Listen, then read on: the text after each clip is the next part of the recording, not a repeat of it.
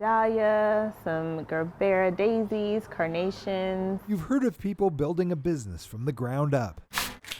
For Ariana Marbley, it began with the soil, gardening alongside her grandfather in East Oakland. My love and appreciation from things that would grow out of the earth, I believe, started there with him. What sprouted from that seed was a love of flowers. I just recognized the beauty in flowers, different types and textures. That bloomed into her business, Essence of Flowers, which she runs out of her Oakland home. This is my shop. This is my little shop in my garage. But as the pandemic spread, the garage was no longer filled with flowers. Within 1 week, all of my events were canceled. Still, Marbley couldn't help herself. I foraged from my front yard and then from the neighborhood and was able to create some actually pretty beautiful pieces. Don't shoot! Black Lives Matter! As people took to the streets following the death of George Floyd, Marbley noticed a shift. When the social unrest started to happen, I started to see an uptick in the support of Black-owned businesses. For her contribution to the growing movement, she started a project handing out yellow roses to Black families. So all over Oakland, there were people distributing yellow roses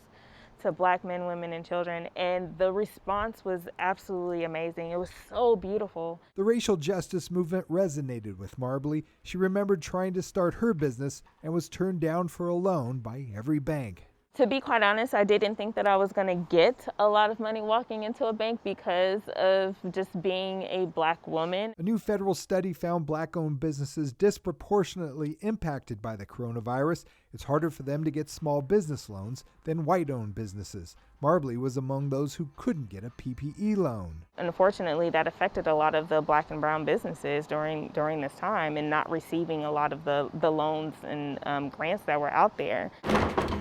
These days, the garage is again in full swing with home deliveries and sons Landon and Jalen pitching in. I feel proud for my mom that she accomplished her goals in life. Here, a day is like a flower. Everyone is different, and you never know how it will bloom. We have good days and we have bad days, but I have to remain hopeful. Rosato Jr., NBC Bay Area News.